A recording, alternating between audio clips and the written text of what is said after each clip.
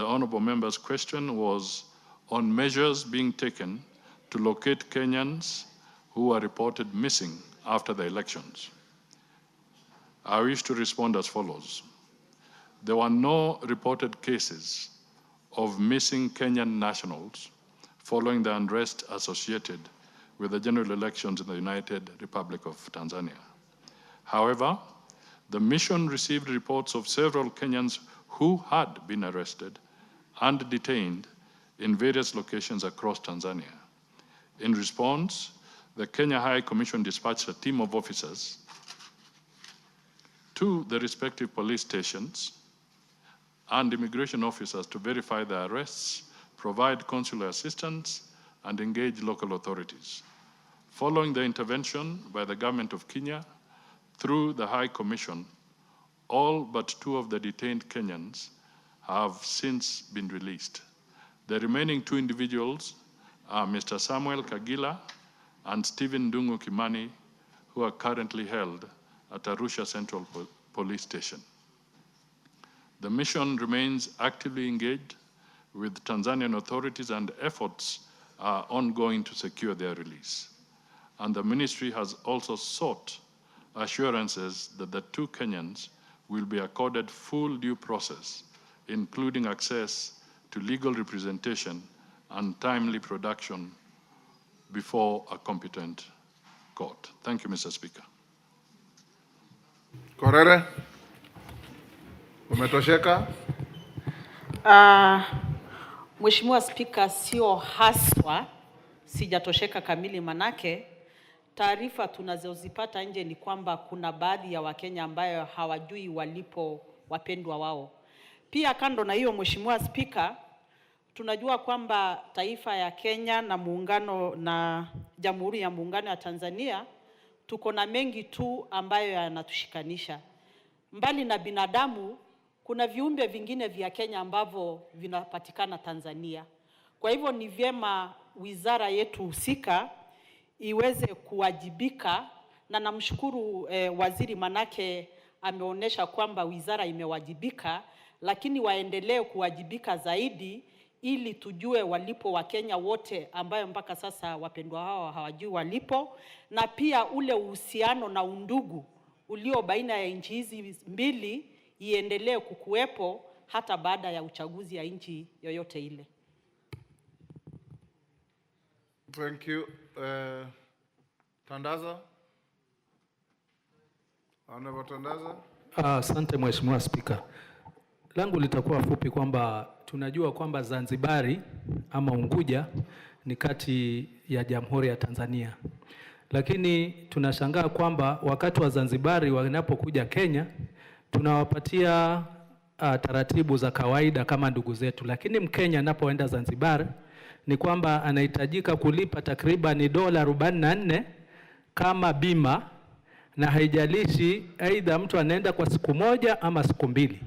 Mimi nakotoka Tanzania ni jirani, Zanzibar ni jirani, na tuna familia kule. Kwa nini wao watutoze bima ya afya $44 ili hali wao wakija hawatozi chochote? Asante Mheshimiwa Spika. You cannot, please, yes. Thank you, Honorable Speaker. Honorable Speaker, my question to the Cabinet Secretary. Honorable Speaker, as you're aware, we had 2 Kenyans who are lost. More notably, the gentleman called Nicholas Oyo, who is actually my constituent in Uganda.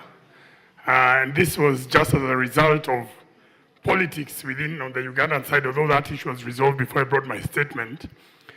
Honorable Speaker, we have quite a number of Kenyans who suffer in Uganda and in Tanzania for various other reasons, including even a question tied to the Honorable Korere, where we have people conducting business in those countries and they get harassed as well.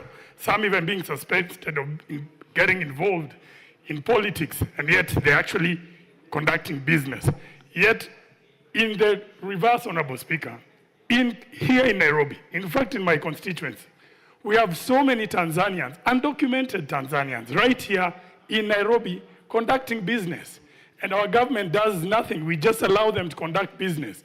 So, Honorable Speaker, is it time perhaps that the Ministry of Foreign Affairs does a documentation of all the Tanzanians, all the Ugandans who are actually conducting business in Kenya. And this information be made public, that it can be shared with our neighbors so that they are aware that we do have people from their countries who are conducting business in Kenya, and they know what is at stake when they harass our citizens who are conducting business in those countries. Thank you, Honorable Speaker. Yes, Professor. Thank you, Mr. Speaker. I want to raise a question. Jaldeza. Yes. I want to raise a question on the Kenyans who have been said to be held up in Russia being taken to the warfront side of Ukraine. There are 5 Kenyans whom we have the names, and the names that I have is Edwin Wafula, Awad Mtindi, Isa Alake, Peter Muredi, and Patrick Obonyo. Whether the minister is aware of their situation and the way any means they have taken to repatriate them back to the country safely. Kwame. Honorable Okwame. Thank you, Mr. Speaker.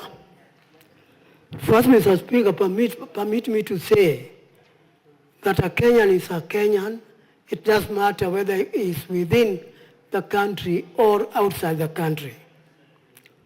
If a Kenyan is outside the country, and in particular just next door like Tanzania, Uganda, and something happens to him, like the cases we are referring to, for sure our government must show a serious concern so that both Kenyans inside and outside can know they are Kenyans, and our government, together with other Kenyans, care and are concerned about them.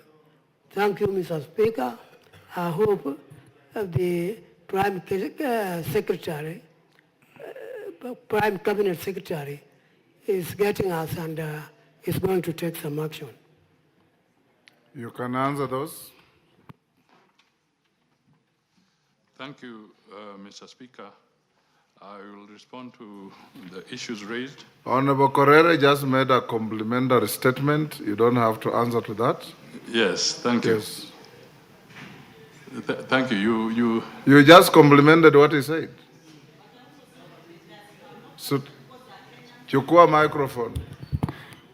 Speaker, I said there are Kenyans who are still missing, and according to the Cabinet Secretary, he says that there are no reports of Kenyan missing. But if from what we know, there are people who are complaining that more Kenyans are not known where their whereabouts are not known. So they should know where those Kenyans are and try to reach out to their families so that they can get full information on the people who are claiming their loved ones are missing.